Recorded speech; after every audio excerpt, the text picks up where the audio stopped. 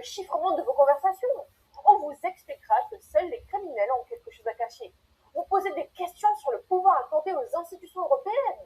Vous êtes probablement complotiste, extrémiste, nostalgique du Moyen-Âge ou pire encore, utilisateur de Telegram. Et c'est exactement ce qui se joue avec le projet surnommé Chat Control.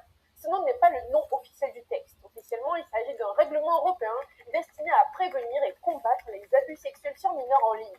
Présenté de cette manière, qui pourrait être contre? Personne de raisonnable. Les violences sexuelles commises contre les enfants sont parmi les crimes les plus abjects qui existent.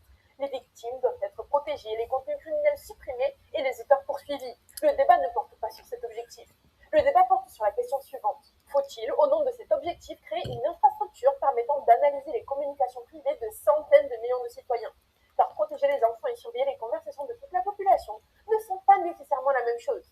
Pourtant, dans le débat européen, les deux sont régulièrement présentés comme un seul paquet. C'est très pratique, vous pouvez choisir la protection des enfants avec la surveillance, ou refuser la surveillance avec symboliquement un panneau indiquant « les enfants peuvent se débrouiller ». Une manière très raffinée d'organiser le pluralisme finalement. Ce que contenait la proposition initiale. En mai 2022, la Commission européenne a proposé un règlement obligeant les plateformes à évaluer les risques, prévenir la diffusion de contenus pédocriminels, signaler et supprimer les contenus détectés et, dans certains cas, appliquer des ordres de détection. Les messageries privées pouvaient être concernées. Le texte prévoyait aussi la création d'un centre européen chargé de centraliser les signalements et de coopérer avec Europol et les autorités nationales. Ces ordres pouvaient viser des contenus criminels déjà connus, mais aussi des images nouvelles et des comportements de grooming. C'est ici que le problème devient immense. Comparer une image à l'empreinte numérique d'un fichier criminel déjà identifié est une opération relativement délimitée. Par contre, demander à un système automatisé d'interpréter des images nouvelles, des phrases, des intentions au contexte d'une conversation est de toute autre nature. Nous ne parlons plus simplement d'identifier la copie exacte d'un fichier figurant dans une base de données.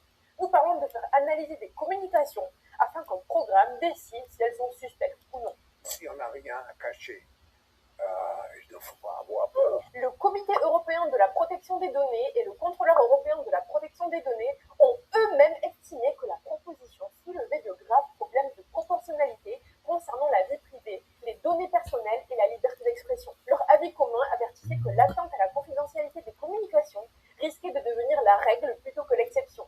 Ce ne sont donc pas uniquement quelques militants libertariens réfugiés dans une salle avec 12 ordinateurs qui ont exprimé leurs inquiétudes. Ce sont les autorités européennes chargées de la protection des données. Si tu es encore là, c'est que cette vidéo te plaît ou du moins t'intéresse, alors n'hésite pas à commenter, mettre un like et t'abonner. Le projet a toutefois beaucoup évolué depuis 2022. En juin 2026, le règlement définitif n'est toujours pas adopté. Il reste négocié entre la Commission, le Parlement et le Conseil, notamment sur la détection et la protection du chiffrement. Où en sommes-nous en 2026 ?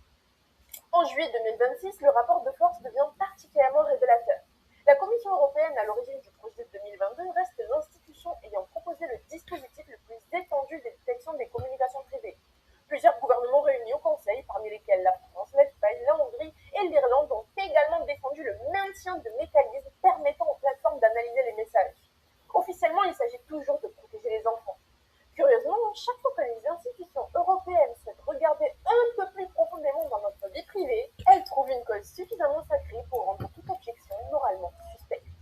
If you have something that you don't want anyone to know, maybe you shouldn't be doing it in the first place. Le Parlement européen avait pourtant adopté une position beaucoup plus protectrice.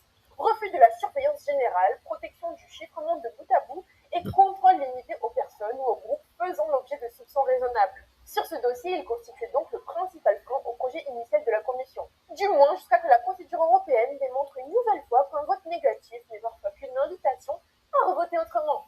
Un premier régime temporaire, surnommé Chat Control 1.0, autorisait déjà certaines plateformes à analyser volontairement les communications privées non chiffrées en dérogeant aux règles européennes de confidentialité. Ce dispositif a expiré le 3 avril 2026. Le Parlement avait refusé sa prolongation à 2 reprises au mois de mars. Dans une démocratie ordinaire, 2 refus successifs pourraient vaguement laisser penser que la réponse est non. À Bruxelles, cela signifie qu'il faut trouver une autre procédure. Le Conseil a donc remis sur la table un texte presque identique, présenté comme une nouvelle mesure temporaire destinée à éviter un vide juridique, avec une prolongation envisagée jusqu'au 3 avril 2028. Puis, le 7 juillet 2026, une procédure d'urgence a été soumise au Parlement afin de faire examiner le texte immédiatement juste avant la pause estivale. Elle a été adoptée par 331 voix contre 304 et 11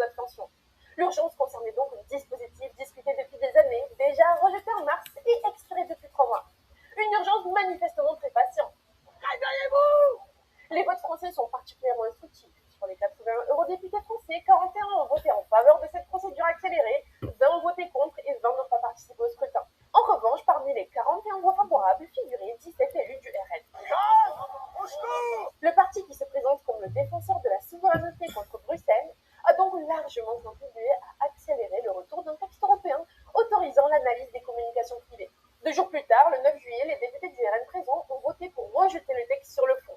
Voilà qui permet au parti d'affirmer qu'il s'est opposé à cette contrôle. C'est formellement vrai, mais il avait auparavant apporté 17 voix à la procédure d'urgence qui a permis de remettre immédiatement le texte au vote. Appuyer sur l'accélérateur puis expliquer que l'on n'apporte pas nécessairement la destination, la souveraineté nationale, mais avec quelques problèmes de coordination, disons. Le procédé utilisé lors du vote final mérite le